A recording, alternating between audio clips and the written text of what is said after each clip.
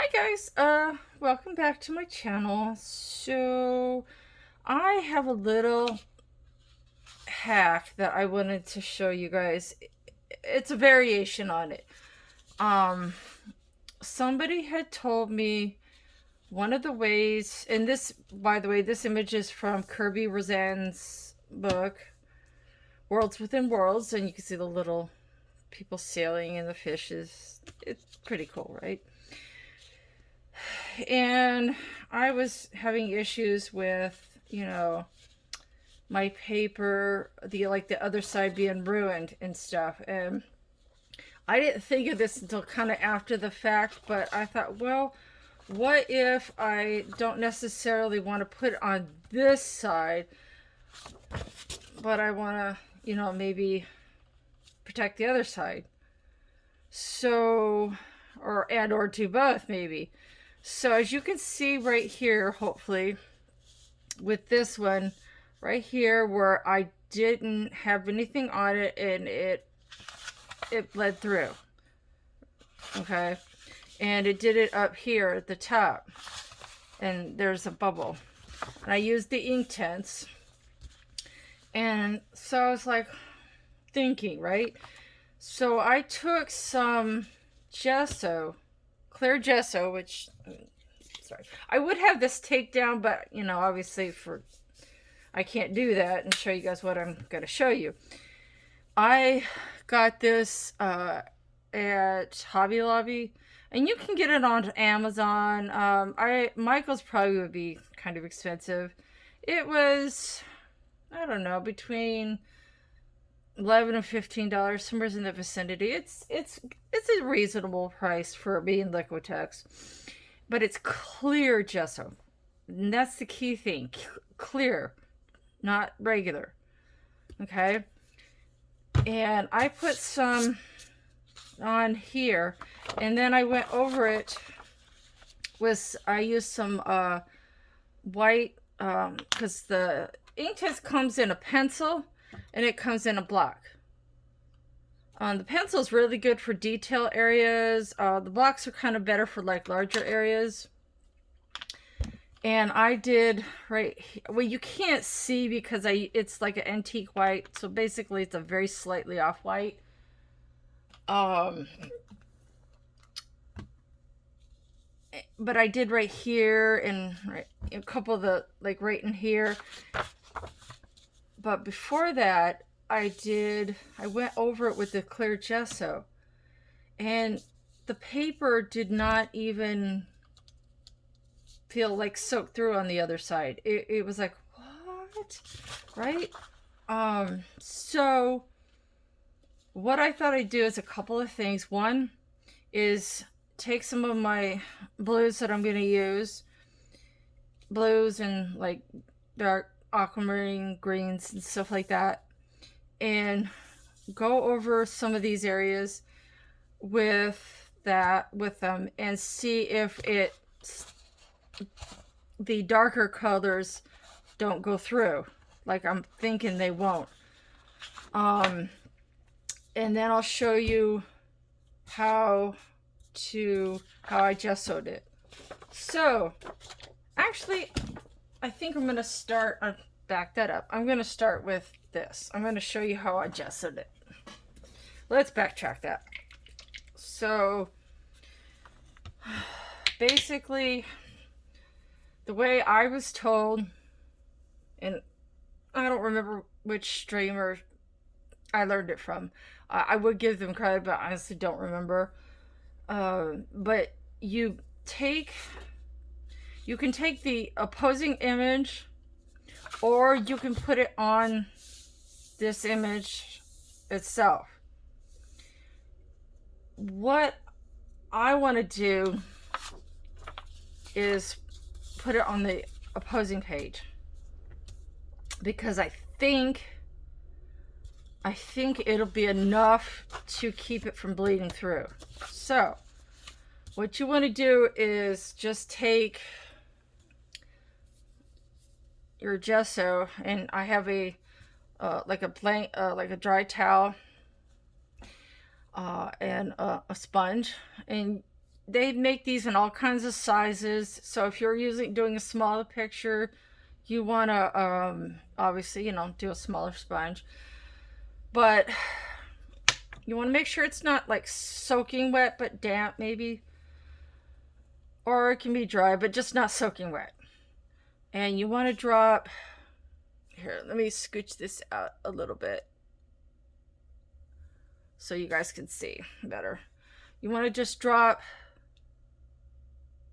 maybe 6, depending on the page.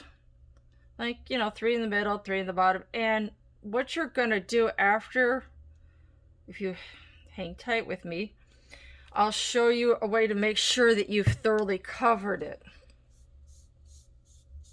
And you don't want to go back over it like a zillion times. You know what I mean? Because the page will buckle a little. Okay. This is good, heavy cardstock, so it didn't buckle too much. Oops. And like I said, I would have this taped down. Sorry, it keeps moving on me. But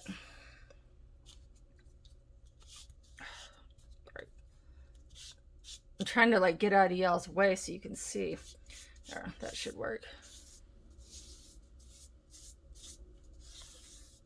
Now, I asked a question because I was like, well, isn't this going to make it like super smooth? And so say I wanted to color on this image, right?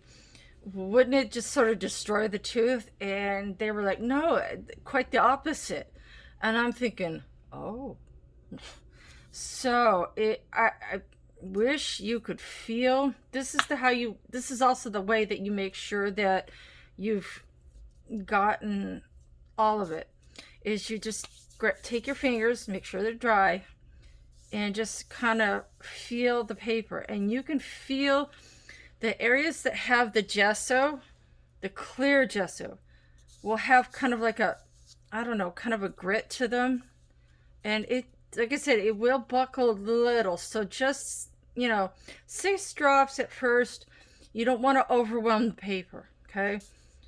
And I can feel a couple of areas, like right in here where my finger is. I don't feel the grit as much. And so you just kind of lightly go over it. I would recommend taping this down. If I didn't have to, like, you know, be turning it over, I would have it taped down. It kind of makes it so that it doesn't warp as much. Or if it warps, it kind of warps evenly and then collapses down. So I recommend like some tape like this and just kind of press it out, tape it, and I recommend that. But for this demonstration, purposes, I can't do that. But I can feel kind of right in here, there's a couple spots where I missed. So what you want to do is just put a little on your finger and locate the area where I missed, like right here, and just gently go over it like that, so that you're not adding too much of this clear gesso to areas that already have it, because then the paper just kind of gets overwhelmed and you might do more harm than good. And I could tell, like right here, I did a little. So you just take a little on your finger, feel for the area that you missed, and just gently go over it. And see, there's another area. So the 6 drops, like I did, it's not going to get it all evenly. That's why it's kind of important to sort of go back over your image and feel for the areas that you missed. I don't want to take my sponge and go back all over it again, because for me personally, because I feel like it would just be too much gesso on areas that don't need it. Let's see, I actually got it pretty good. And let's see, this is why I'm going over it. See, I missed up there, but I might have tape up there anyway. So let's see, there it is. And you just kind of go over it with your hand like that. And it dries super quick. Yeah, this is pretty good. This is not bad. I think I got it all pretty good the first time. I don't feel too many areas. Be careful because you can rub some of it off. So just go over it lightly with your finger. And it did buckle some because I don't have it taped down. But I'm gonna let that dry, which it will dry super quick. Now, again, like I said, I would have this, whoops, wrong way. I would have this taped down, but hold on a second, sorry, this way. I mean, theoretically, this could go any which way you want it to.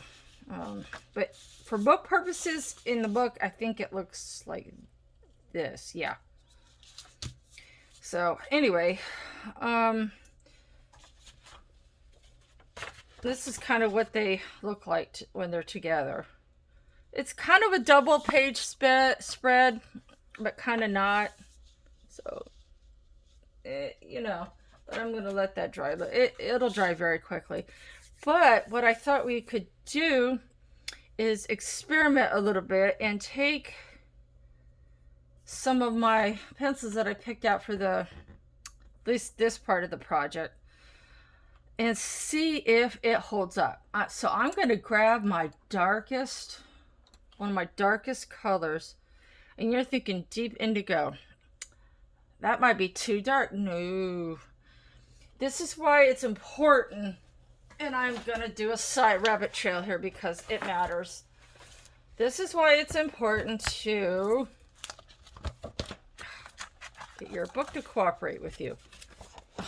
Hold on.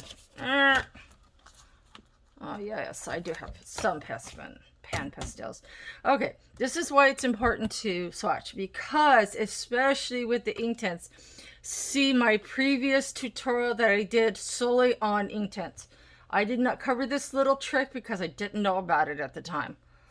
But I do have a tutorial that I did on Inktense. Pretty recently too.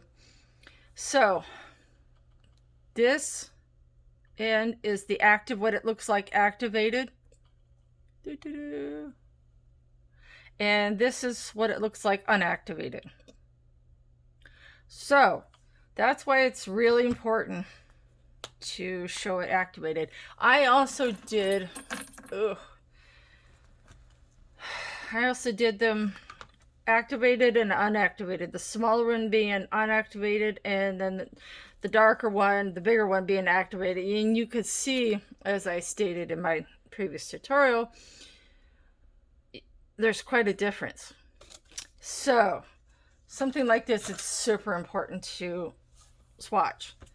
And as you can see, the green aquamarine, which is one of the colors I picked out, and the mallard green, the where is it? And then the iron blue, or deep indigo, sorry. Blah, blah. Deep indigo's right here. I also picked iron blue, but the deep indigo, if you look at it, how nicely it goes with the dark aquamarine, which I picked, and the green aquamarine. It really, it has that blue kind of undertone to it. All kind of very cool undertone. So that's why that kind of matters. So anyway, I'm going to take my pencil and I'm going to go for my darkest areas. Let me make sure, I'm going to zoom in a little bit. Let's see, make sure I'm on camera. I want to make sure I'm not out of frame. Yeah, let's see, where should we go? I think somewhere's in this vicinity. Yeah, I think this will work. Yep, okay. Just making sure everything's in frame. I might have to turn the page a little, guys. I'm sorry. If I do, I apologize in advance. Okay. There we go.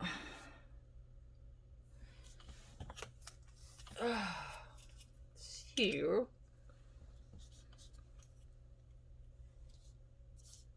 And with these, as I stated in my previous tutorial about Inktense, you really do want to not go heavy-handed with these. It's not like you're coloring with a regular...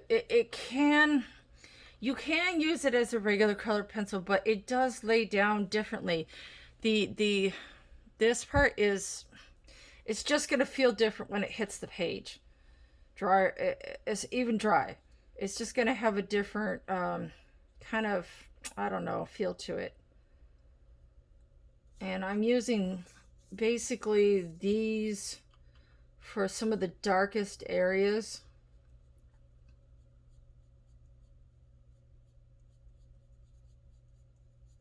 And as I go out, I'm just using even a lighter hand than when I was down here.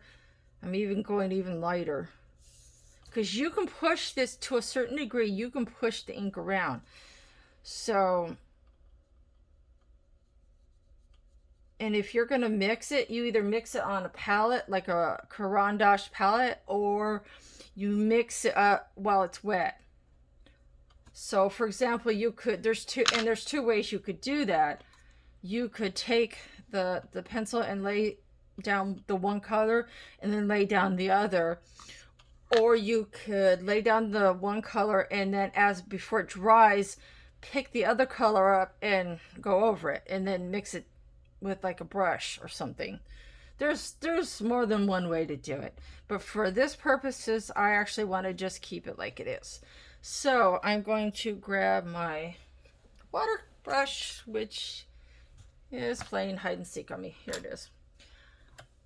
Oh, and my pencils are falling all over the place. Hold on. There we go. All right. This is I think that, no, this is a Derwent, I think. Yeah, I've had this one a while. So I honestly don't, it's either Oahu or Derwent. It's one of the two. So let's see. And you really want to be careful because these things can lay down a lot of water initially. You want to use a super light hand, especially if you're trying to be careful about where your ink goes.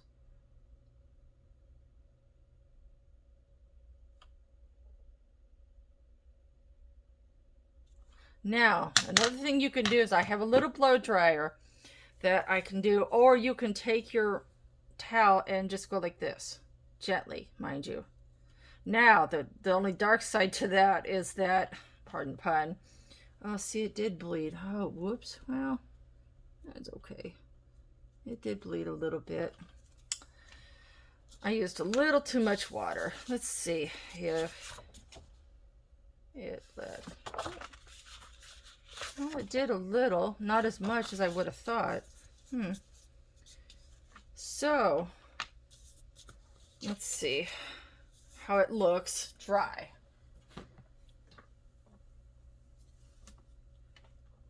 I gotta pause. So, just as a side note, this is the blow dryer that I'm using, and as you can see, this thing is super small, right? It's like a travel type thing. It doesn't fall, but I mean, this thing is small but mighty, even on low. It's by Berta. Even on low, this thing will kind of singes my fingers a little bit. I would be careful using it on your hair. Like I would use a protectant on the ends and stuff.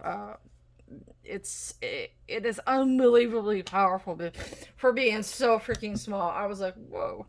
So this did not quite work, and I'll tell you why. And it did, but as you can see, it did pull through a little bit. However, it's kind of my fault because I pushed on the paper too hard, and I had too much water come out of my water brush. So I would suggest, if you're going to use one of these for a project like this, I would do so carefully, or I would use a regular watercolor brush or something of that sort. These tend to release a lot of water initially. I find them a little bit of a struggle sometimes. So I'm going to grab a brush and I'm going to try a different area. And I gessoed it so it didn't go through as much as it probably would have. So let's try a different area. And, oh, wait a minute, I forgot to do this one. Hold up. So let's try this. And see how that works. And always want to sort of dab your brush or shake it a little bit. That way you don't have a bunch of water flowing down the barrel. So let me make sure I'm still on frame here. Hold on. There we go. Trying to make sure I'm not off frame. There we go. I think doing this rather than the brush, the other brush, I think it's probably a little better for me personally, because those things, I find it difficult to control the water sometimes. And if you're trying to be cautious about how much water gets laid down, and you're not an expert on those things, it can be a problem. So let's see. There you go. See? Ta-da! You can't even tell, can you? There's somewhere's in this vicinity. There's a small indent, and that's about it. You probably can't even see it. I would recommend not doing this, but pushing it in.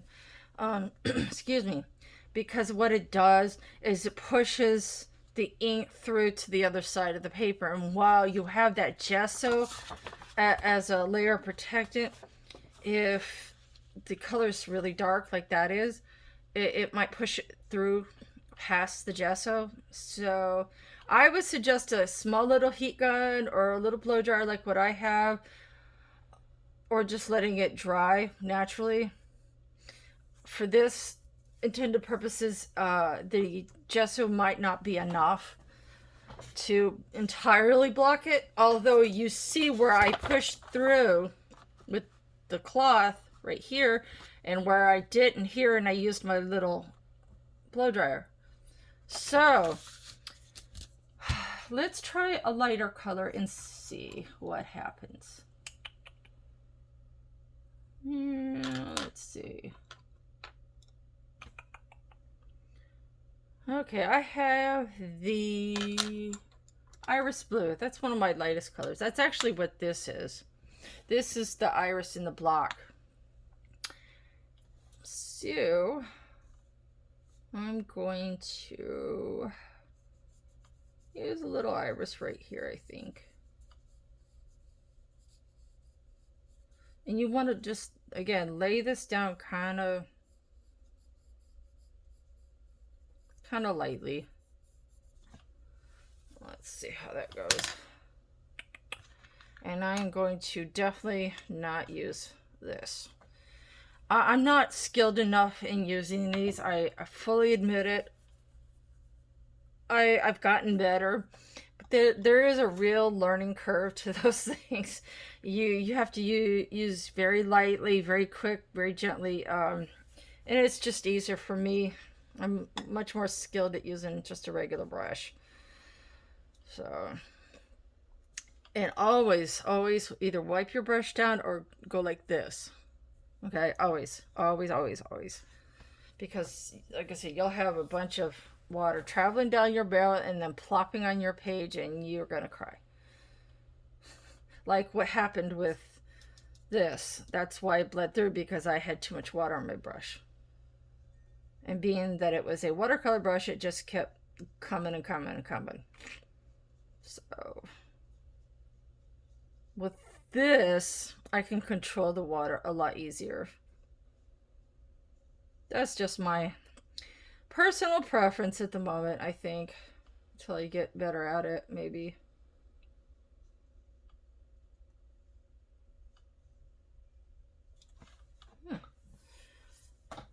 you,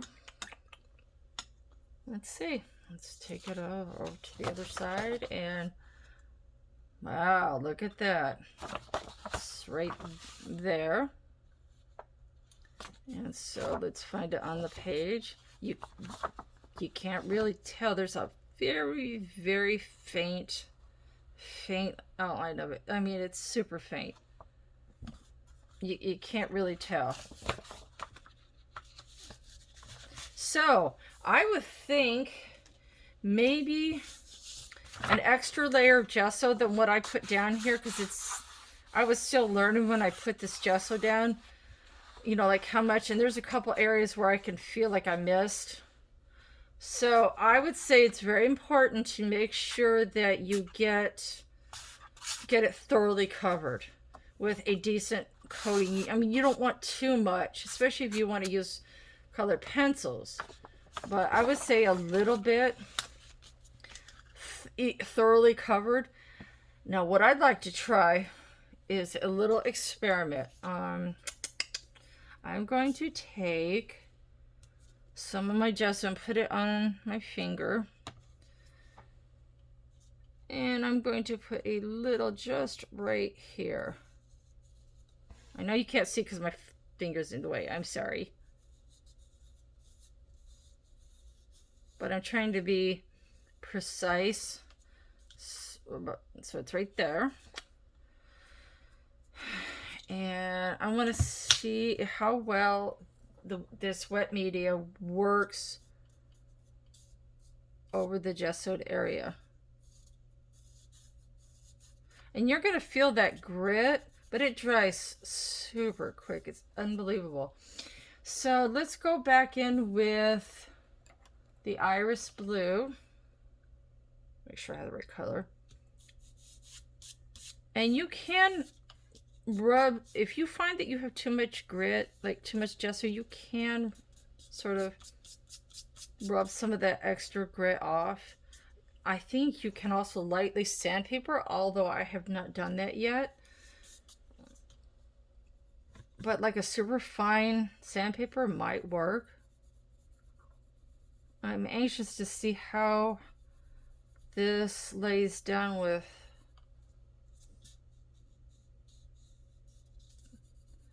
Well, it's not laying down as nice, as evenly, but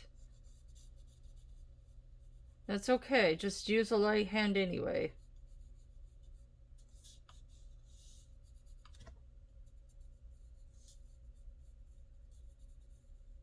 Lightly but evenly. Unless you want to take the darker area and push it into another area, into like a lighter area, then I would say add more in the big, you know, the darker area. So let's see what happens. I'm going to get my water over here because I need it sort of close to me. So let's make sure I'm on camera. Okay. Just trying to make sure I'm not out of frame. It's annoying because I got nobody to tell me. So let's see. Now the only hiccup to doing it with this kind of a brush is that you may need to carefully re-wet the brush.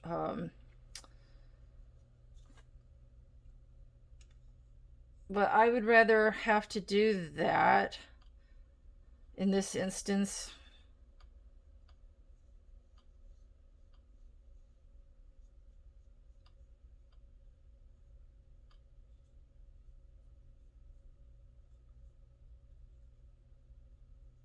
Now, I did get right there, I didn't put any gesso on this side, so it may be a little wet on the other side. We'll see.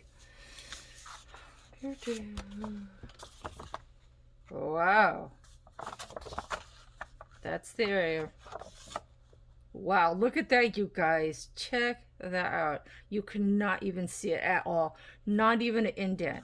That is crazy.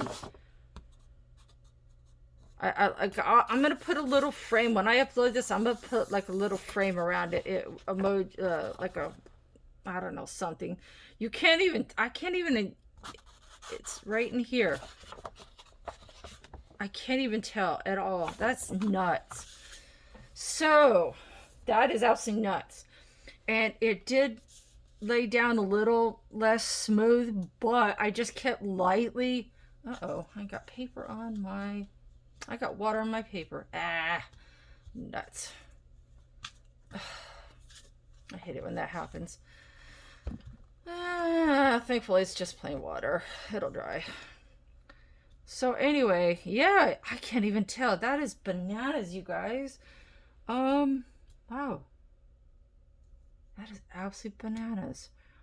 So, I would say let's try the darker color again and see what happens. While I let that other area dry. That is bananas. Let's try right here. Make sure I'm on frame. Okay, I'm pointing so I can see where I'm at. Okay, I'm not. Hold on. Bear with me, guys. All right, there we go. All right, now I'm on camera. Should be on frame. Okay. Sorry, I gotta check. I just I want you guys to be able to see. Oh, you nutsy. I forgot to put the gesso on. Whoops. That's okay. I'm just gonna skip that area because I forgot to put the gesso down first. Okay, let's try a different area. Whoopsie. And let's see. Okay. Let's try right here. Sorry. And if you're needing to do it even tinier area, you can get like a little Q-tip or something. I know you can't see. I'm sorry. I'm putting gesso right here. Just a little bit. I was supposed to put it in that area and forgot. All right. Yeah, let's try that again. Yeah. Give it a second to dry. In the meantime, I'll just go ahead and give this a wet. Anyway, just because. Very carefully with as little water as possible. No more than barely needed to activate it. Because I forgot the gesso. But because I gessoed the other side, it shouldn't go through too bad. See? It didn't. Right there. So, yeah. Because I used just as much as I needed to activate it, but no more. Like, not enough to, like, push it around. How about that? So, I will say this. Gessoing it on the other side does help. From what I can see, it does help. It's not as foolproof as putting it on the actual side that you're working on. But if you're nervous about doing that, or you're going to be using a really soft pencil, like say a Holbein or a Prisma, then gessoing the other side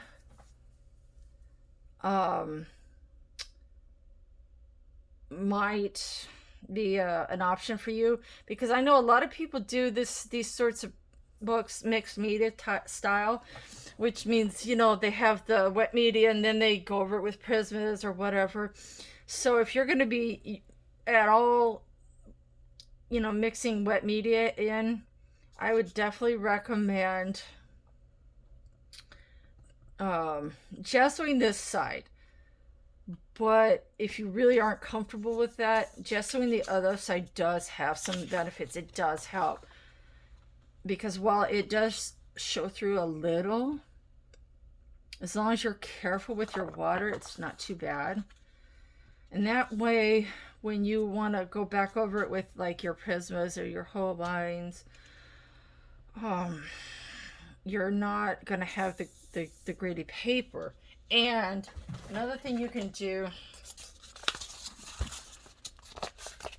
is, this is a super fine grit. It's like 320, extra fine. You can take your I'll show you. I mean, you can't unfortunately see the grit. You can feel it, and you just kind of take your extra fine and gently go over it like this, like wax on, wax off kind of thing. It's a Karate Kid movie reference for folks that are movie buffs. Wax on, wax off, gently, and that should remove some of that grit, so that maybe, you know, it won't tear up your Holbeins and your Pismas. That's just food for thought. So let's take the other image. I'm going to set this aside. Now, this other side is dry. And I think, whoops, I think this is the right way. You know what, for these purposes, it doesn't matter. I think I'm going to take my iris blue and I'm going to apply it directly to an area with my brush and see how well it works that way. Now, make sure, let me scooch out just a little bit. Okay, there we go. All right, and watch out, sometimes if you have water under your jar and you move your paper over it, well, that's how my image got wet previously. So, you take your little thing, get your brush wet, and just kind of pick it up from... You can also do the same thing with the pencil. I mean, there's more than one way to do it. And let me get my thing set over here.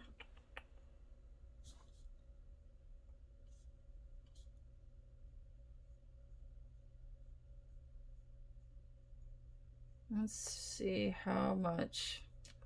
The Derwent ink is notorious for bleeding through, especially the darker, brighter colors. That's why I'm showing you guys these little tips and tricks, because it really does make a difference. It's kind of outstandingly awesome. All right, so I'm going to take, and it did bleed through a little, but that's okay. It's no big deal. I'm going to take some gesso, and this time, excuse the boarding house reach, I'm going to take and put a little bit on my Q-tip, and I'm going to find a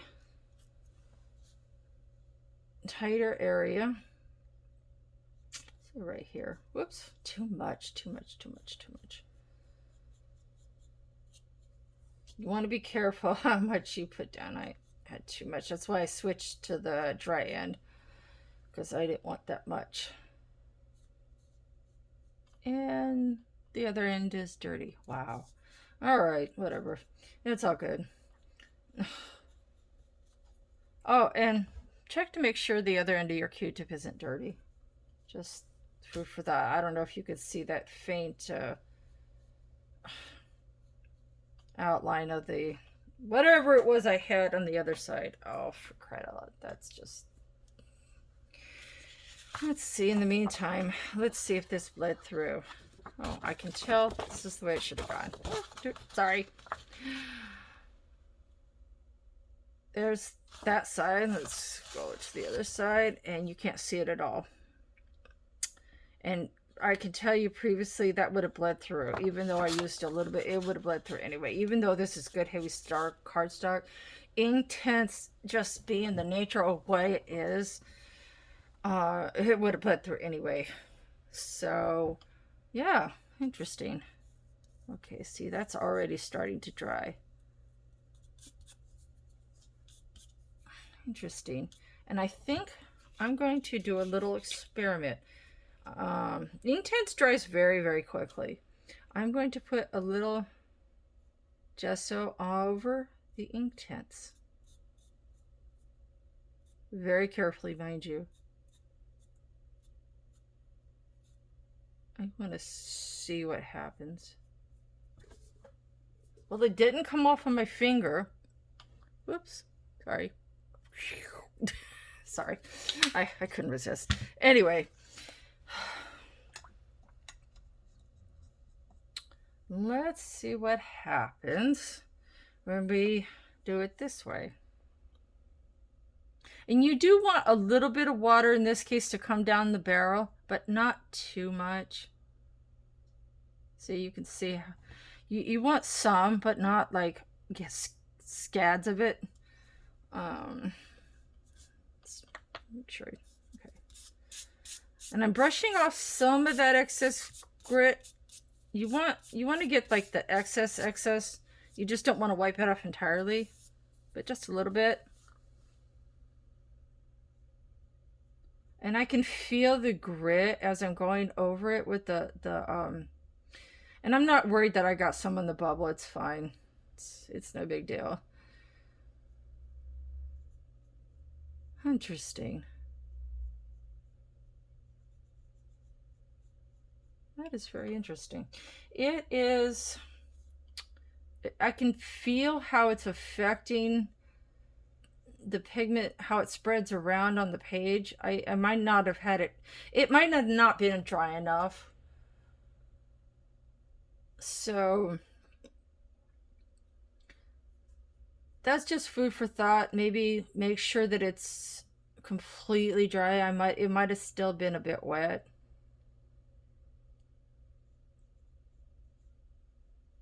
Well, let's see what happens here. Yeah, I think it was still touch wet, but yeah, it was a little bit wet still, but not too bad. You can't really tell. There's the gesso side right there. So let's turn it over so we can find the page. You can't, it's summer's in this vicinity. Can't tell it all. That's amazing. That is absolutely amazing.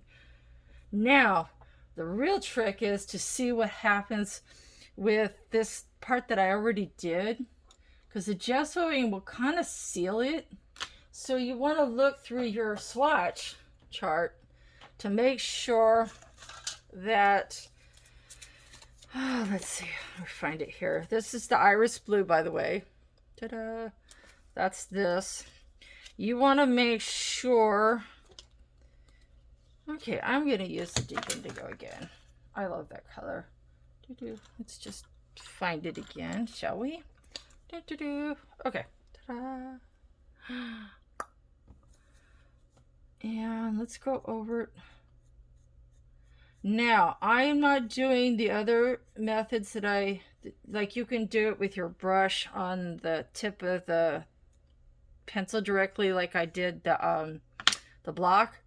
I wouldn't recommend that right off because it oversaturates the paper. It lays down a ton of pigment and it's super bright.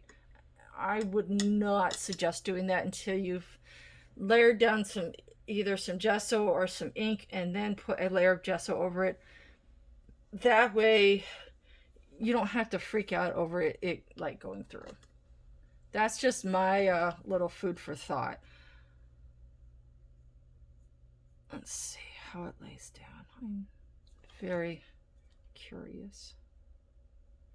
Well, I will say this, it doesn't push around as much, which can be a good thing or a bad thing, depending on what you're doing.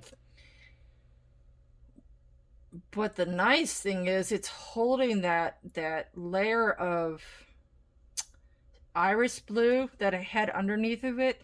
It's kind of holding it in place so that it's, if you are doing an area and you don't want it to totally blend and you want to keep it, it's like spraying fixative when you're doing a pastel. You spray fixative on it to keep it from smushing any further. It's a little bit like that. I feel like that's a little bit in that regards. It kind of is keeping the iris blue from spreading around. So that's interesting. Huh. Very interesting. Let's see. On the other side, nothing. Not a zip zero. So